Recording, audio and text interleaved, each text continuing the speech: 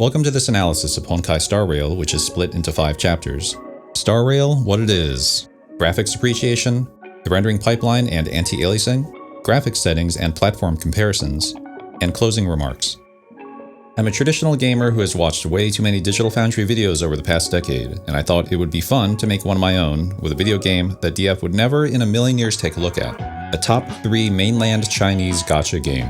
Being a traditional gamer, I decided to research the mobile market by playing something way outside of my wheelhouse.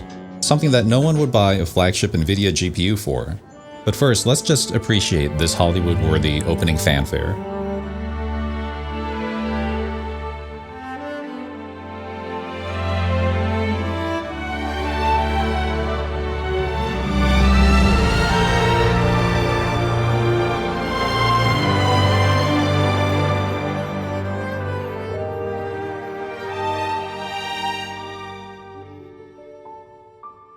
For all intents and purposes, Honkai Star Rail is a PlayStation 2 style JRPG with combat that revolves around elemental knockdowns, synergistic lineups, follow-up attacks, and lots of status effect stacking.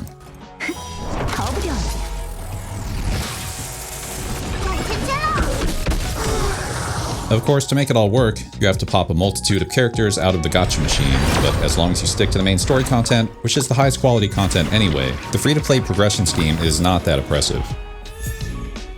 To research the customer experience, that's what I tell myself anyway, I put about $40 into it. The story is something of a mainland Chinese version of Star Trek. The Star Rail gang have adventures in a variety of far-flung locales. Most of the stories are dreadfully boring, but I did rather enjoy the Planet of Festivities, with the twists and turns of a Dreams Within Dreams storyline, and dollops of philosophizing and meta-commentary. And also a space fantasy universe where its denizens follow the ideological paths of cosmic gods is kind of cool. The best thing about Star Rail, though, is its glamorous visual world building once you get past the first 2 worlds. Calling it a mobile gacha game sells it short because it's not a low-effort cash grab. It's more like a double or AAA console-style production designed to scale down to a mobile phone. And playing it on a high-end computer with a really nice display is the premier experience. The platform comparisons will come later, but for now, the footage you're looking at is a 4K native render with NVIDIA's deep learning anti-aliasing on an RTX 3090. Seeing this game on a crisp and vibrant OLED display is a feast for the eyes. Though Star Rail's modest rendering technology is nothing to write home about, it is paired with some very nice art. The architecture, the color design, these are worlds I want to get lost in.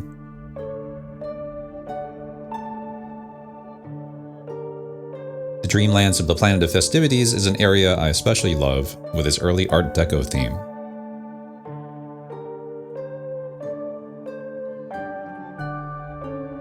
Some of these city hubs are so densely packed I can hardly believe it runs on a phone. Though stick around long enough and we'll see the sacrifices they made.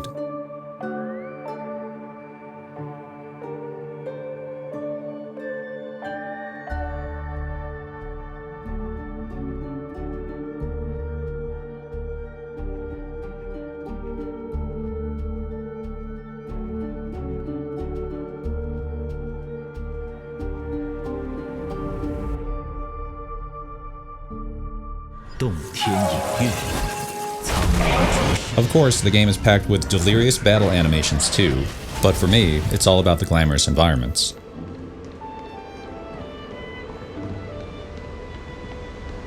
When it comes to characters, I'm a jaded old otaku. Waifus, schmaifus, man, I've seen it all. But I can't help but appreciate Star Rail's ornate costume design.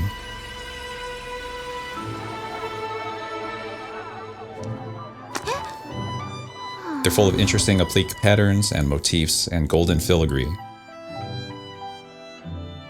It's a persistent aesthetic and I learned to love it. The cel-shaded style allows them to represent a lot of detail with flat textures, which helps keep the geometric complexity low.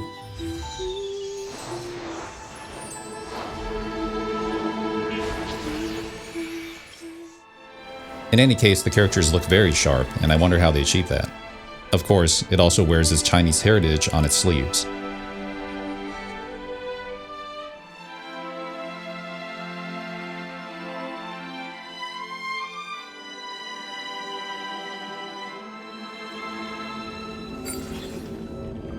解决了，下一个。Star Rail also sports dozens upon dozens of minigames, each with an attractively animated graphical user interface.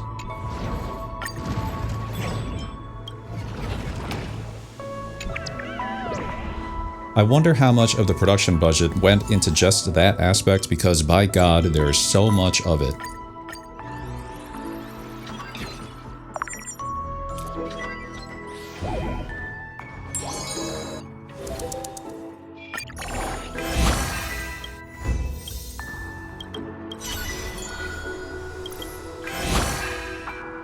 As charismatic as this world is, don't look too closely or its mobile-oriented design might become clear. Thanks to a photo mode, I can grab these extreme close-ups, but these assets weren't designed for this level of scrutiny, and it's one of the ways in which this isn't AAA in the same sense as an Alan Wake 2, for instance.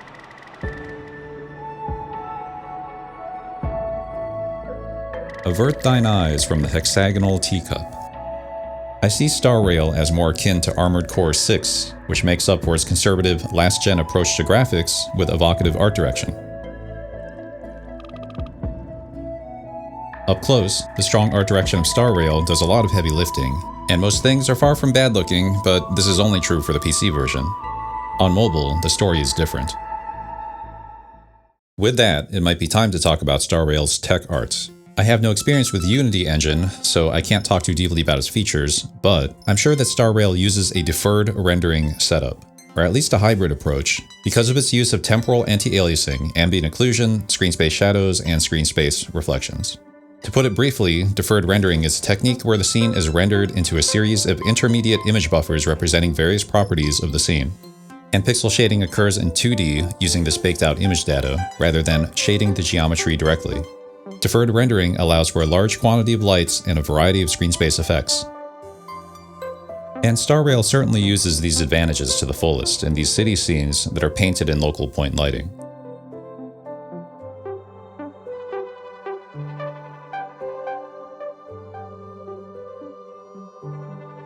As far as anti-aliasing goes, Star Rail uses a conservatively tuned temporal anti-aliasing technique. TAA uses pixel jitter and motion vectors to integrate past frames into a smooth, rolling composite image. It's a tried and true technique at this point. The reason why I call Star Rail's TAA conservative is it does a somewhat mediocre job of anti-aliasing the image and reducing flicker in practice. But on the plus side, it doesn't have any ghosting artifacts, and it's certainly a lot better than nothing. Not that NVIDIA's machine learning models are prone to disruptive ghosting in Star Rail, but I have found some edge cases where light ghosting can be observed. Notice how the thin crown against this backdrop leaves ghost trails in some settings. Can I remark how cool it is that MiHoYo integrated NVIDIA's deep learning models into the game? That says something about their interest in the PC platform.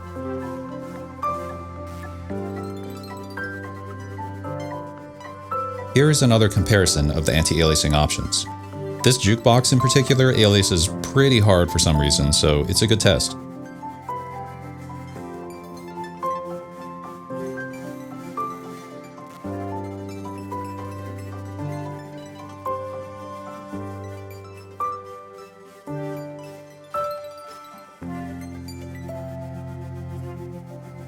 And taking it out to the street scene, we can compare how well these different processes treat its many details and edges. DLAA, of course, remains the gold standard, presenting a smooth and stable image.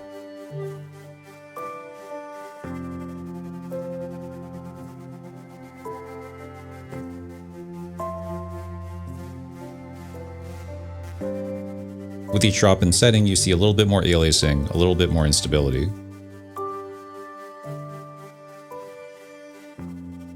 Ultra Performance mode represents the worst case scenario. It has some serious crunch. And to close it out, here's that TAA classic.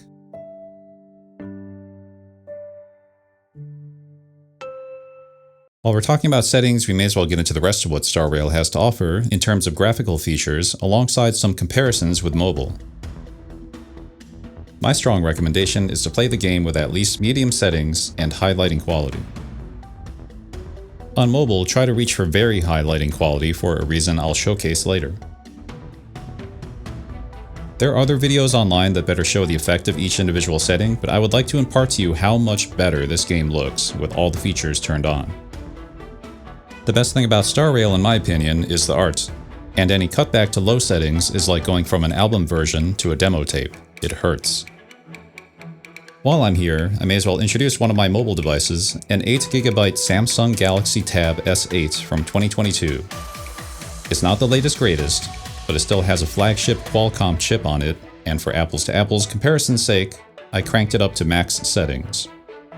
Save for resolution, it does get fairly close to the desktop experience, though there are some signs of things to come.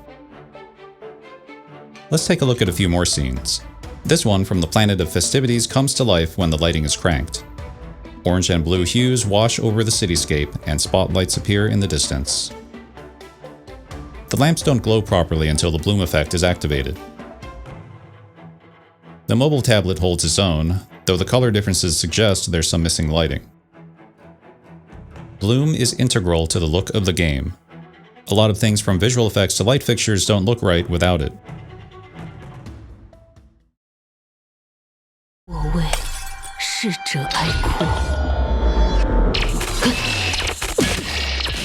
Here's a comparison of a splashy attack sequence. The bloom completes the look.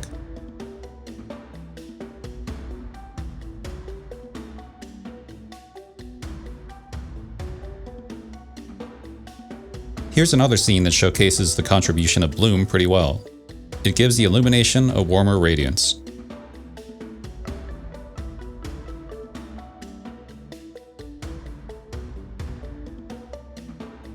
Also notice the screen space reflections on the ground. Sadly, we don't get these on mobile.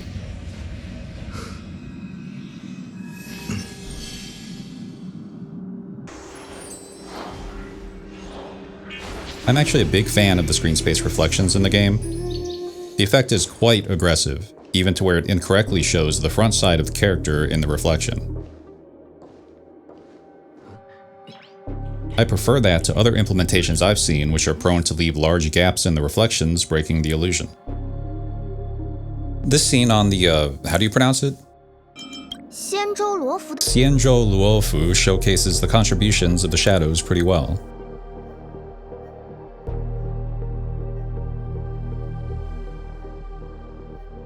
Lighting adds more character to the building.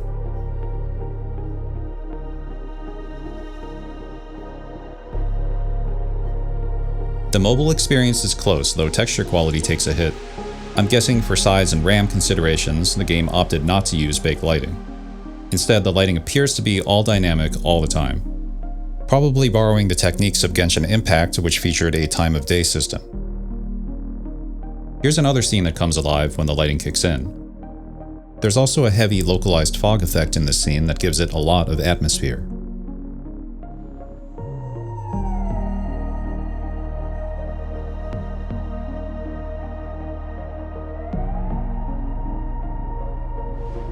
The mobile version is damn near identical, save for some flowers and lower texture quality. And this is the last comparison we'll look at. I think we know what to expect at this point.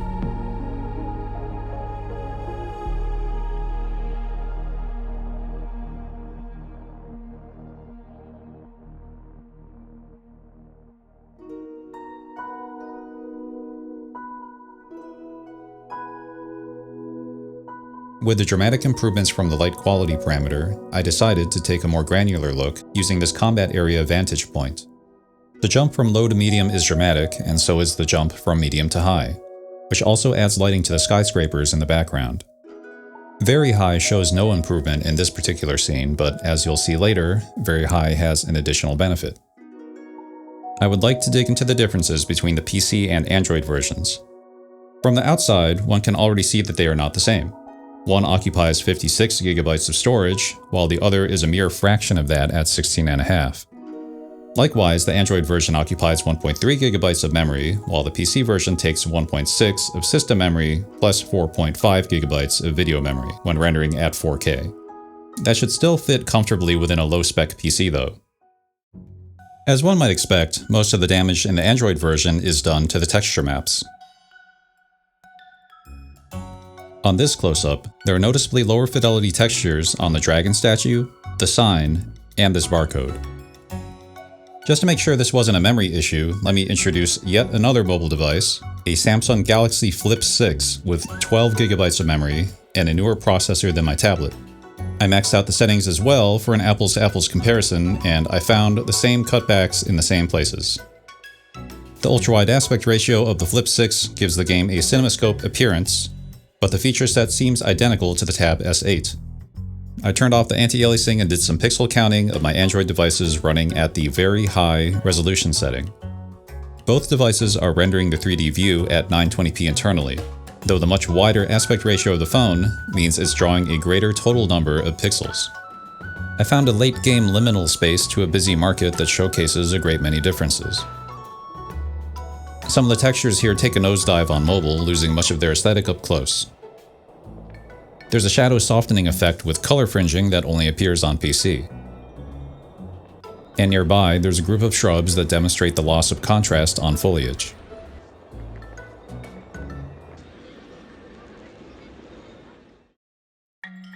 Back to the Xianzhou on the boardwalk, there are some more cutbacks to notice in the form of missing objects. No flower pots. No tea sets. No banners in the distance. On these storefronts, there are missing vines, lamps, grass, signs, open windows. Here are some more. And it's not that these objects are getting distance culled, they are simply not in the Android version of the game. For example, the banners in the distance visible in the PC version never appear.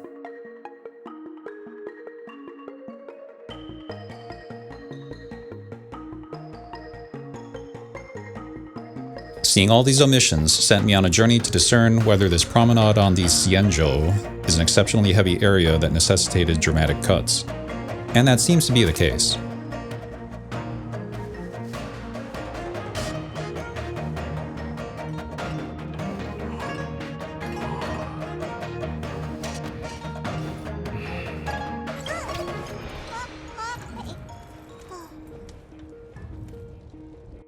A matching run-through of the latest area of the game as of recording shows very few omissions, mainly cel-shaded wares on stands and racks.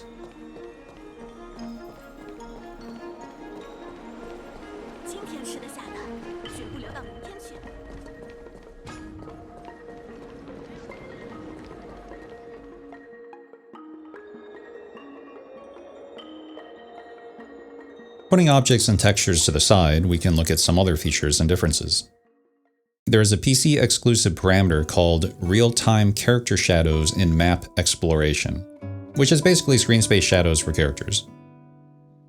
It adds a little refinement to character close-ups.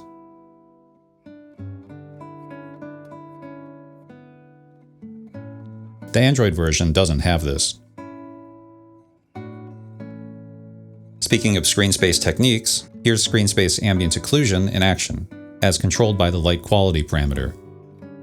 Medium quality on PC is harsh and unstable, high is less so, and very high gets you the most subtlety and stability.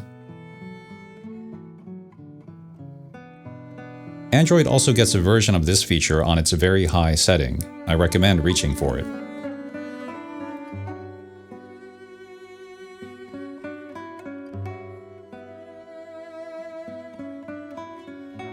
As I mentioned earlier, the game sports dynamic shadow maps, but in shaded areas, character shadows are handled by a form of capsule soft shadows. At least that's how it looks to me.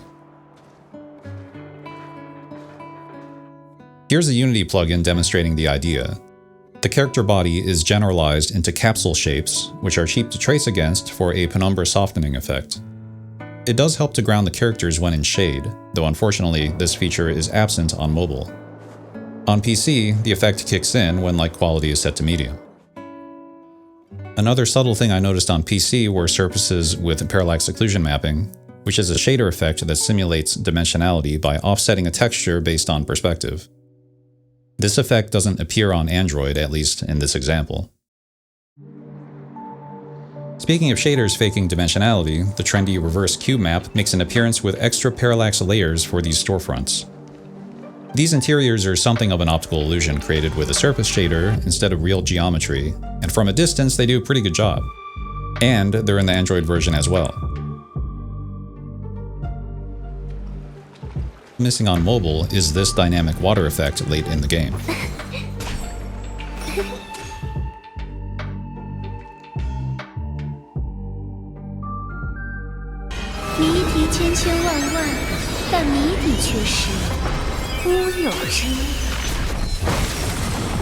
For kicks, let's do a frame-by-frame analysis of an especially elaborate ultimate attack. Like a Final Fantasy game, these are basically cutscenes with a lot of visual pizzazz. This one makes use of render-to-texture effects where a secondary, lower detail version of the character appears in these mirrors. Rendering a second view is an expensive effect, however. Between PC and mobile, you can see the difference in quality. At the moment of detonation, there are these hand-drawn impact frames, which are much sharper on PC. And finally, the PC version gets this tilt-shift blur. I would not have noticed these subtle differences without frame-stepped A/B comparisons, but they are there. This game is especially well suited to handhelds. Here's my coat pocketable GPD Win Mini with an AMD 8840U system on chip. It has the horsepower to run the game at 900p or so at 60 frames per second in all but the most visually dense areas. And that's with all the graphics options maxed out. It may look fuzzy in this comparison video, but it's quite crisp and enjoyable on the small screen. And with all my devices introduced, it may be time to talk about power levels. The tablet with full screen brightness sips about 10 watts during play. My handheld computer with active cooling, roughly 3 times that much. And finally, my desktop with a 42-inch OLED blasting my eyes with beautiful photons is a veritable space heater. It's impressive to see a game scale to such a wide range of power levels while delivering roughly the same image. There's likely a lot of behind-the-scenes engineering and tech art making the game so performant. On the other hand, the Android version is graphically cut down from the full-fat PC experience in numerous ways. If you're here to experience the visuals, and you really ought to if you're playing the game, the PC version is the way to go. Probably PlayStation as well, but I don't have one on hand to test with. This was an interesting video to make. As I gathered footage and made comparisons, I pursued leads, and I gathered more footage, and I noticed more things, and I got more footage, and by the end I had well over 160 clips in the bin. So there was a lot of discovery in the process. I only wish that I had an iPhone and a PlayStation 5 to do more comparisons. My favorite part, though, was taking these glamour shots. Trying to frame the game's world in the best light really makes you feel like a virtual tourist. You can check my Twitch channel where I occasionally stream some Unreal Engine game dev, but otherwise, I consider this analysis video a one-off hobby project.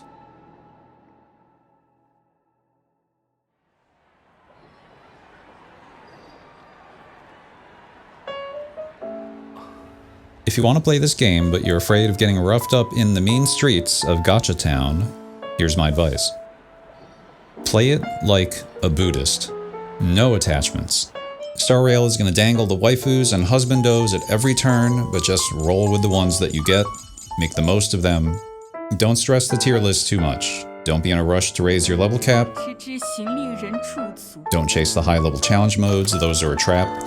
Don't mash through the mediocre side content just for the gacha tickets. It's a real depressing way to play a video game. The most engaging content is the main story, and if you stick to it, it's an okay time. The business model is to build up your attachment to things with a battery of habit-forming mechanics and dopaminergic design, and then exploit that attachment, so play for your enjoyment only, and for no other reason.